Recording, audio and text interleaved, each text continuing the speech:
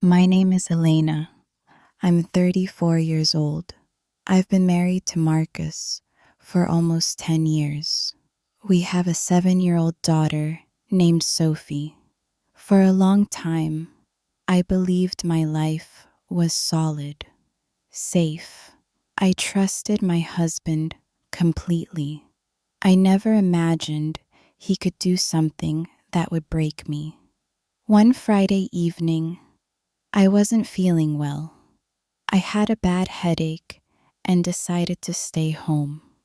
Marcus told me he was going to his friend Ryan's birthday dinner and might come back late. I smiled and told him to enjoy himself. I didn't think twice about it. I went to bed early.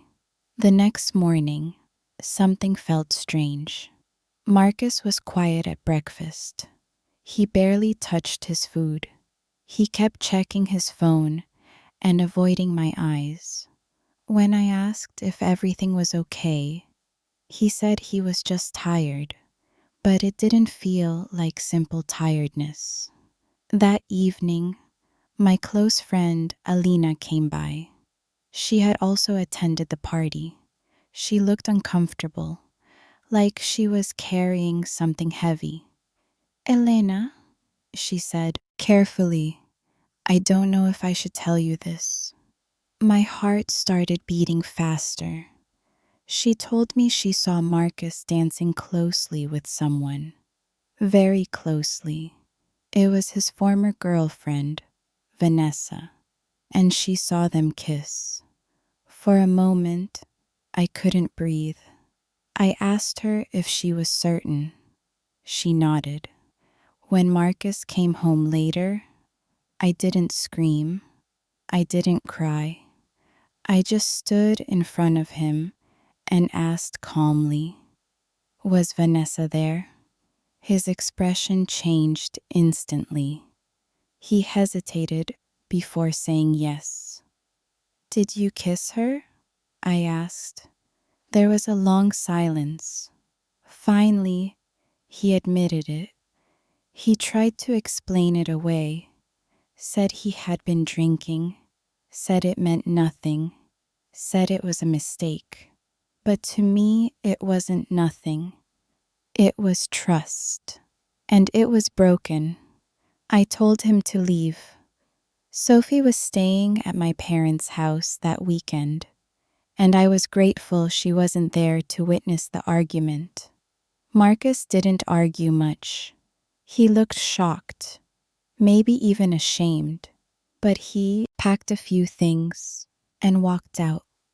After that night, he called constantly. Long messages, apologies, promises. I didn't respond. Then his mother called me. She spoke gently and told me that men sometimes make mistakes. She said she had once forgiven her own husband and everything turned out fine. I listened quietly and answered, I don't want to share my life with someone who betrays me. She told me to think about my daughter, that a child needs her father. I agreed that Sophie needed her father, but that didn't mean I needed him as my husband. People around me had opinions. Some said I was too strict. Others said one kiss wasn't worth ending a marriage over. But they weren't the ones lying awake at night. They weren't the ones feeling the weight in their chest. I still loved him. That was the hardest part. But love without trust feels fragile.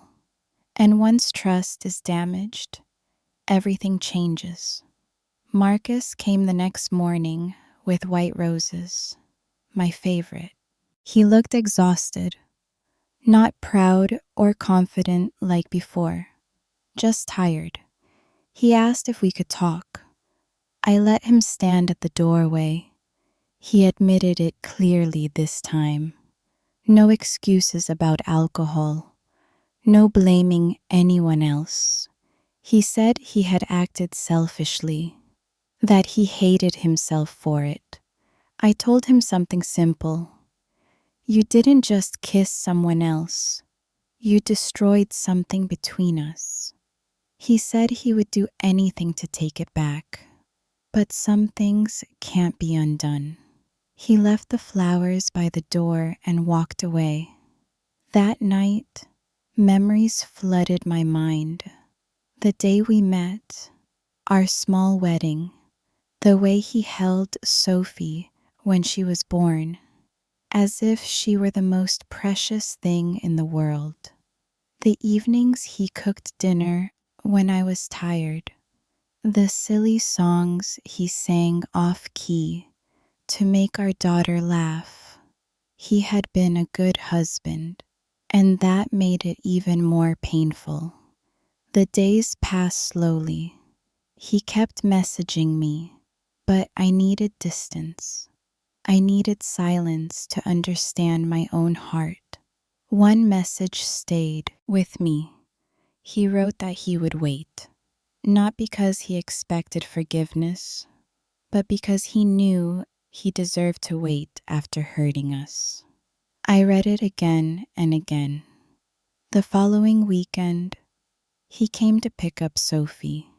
She ran to him happily, unaware of the storm between us. He brought her a new storybook and spent the entire afternoon with her. Watching them together reminded me of something important. He might have failed as a husband, but he was still her father. Weeks slowly turned into months. Marcus came every weekend to see Sophie, always on time, always present. He stopped sending dramatic messages. He stopped begging. Instead, he focused on being consistent.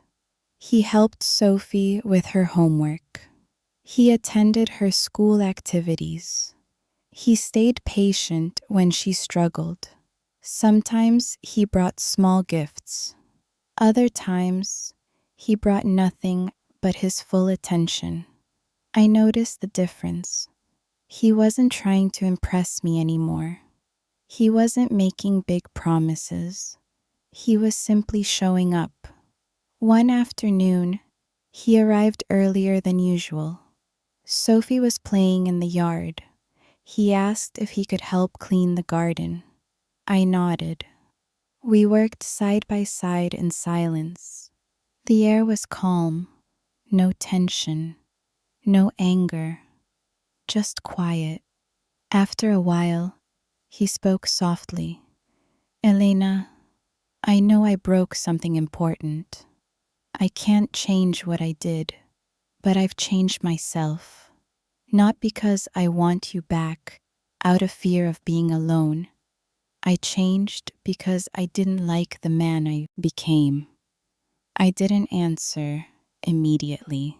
He continued, I don't expect you to forget. I don't even expect you to forgive me quickly.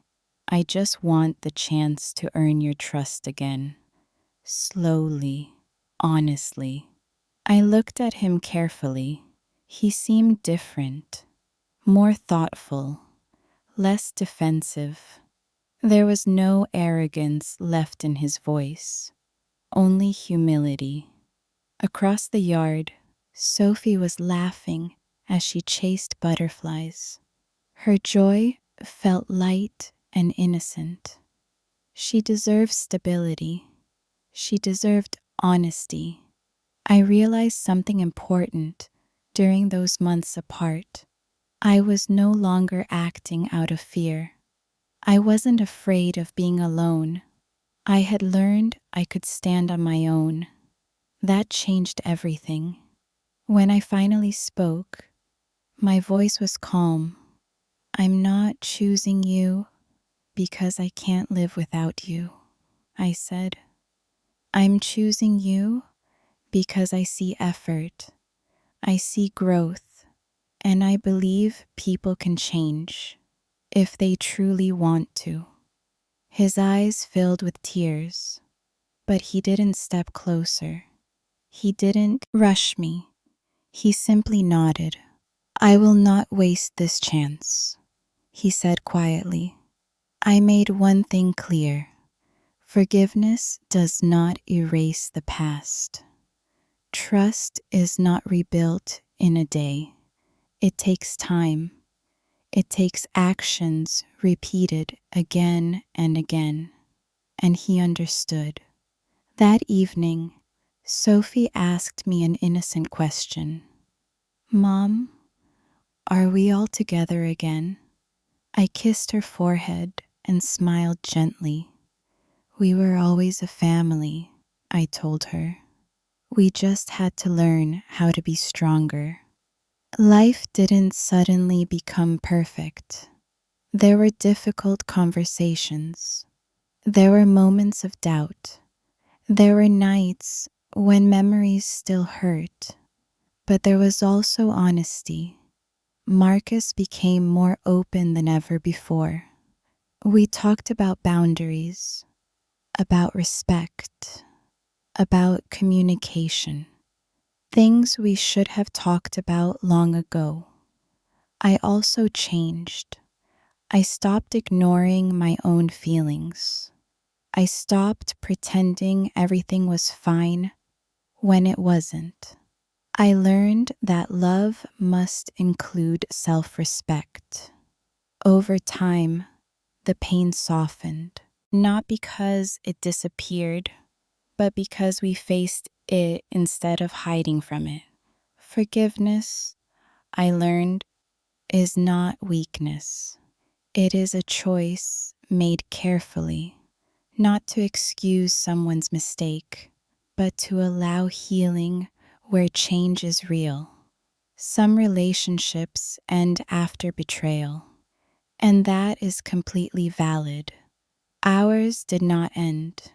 It transformed, not into the same marriage we once had, but into something more honest. Love alone is fragile.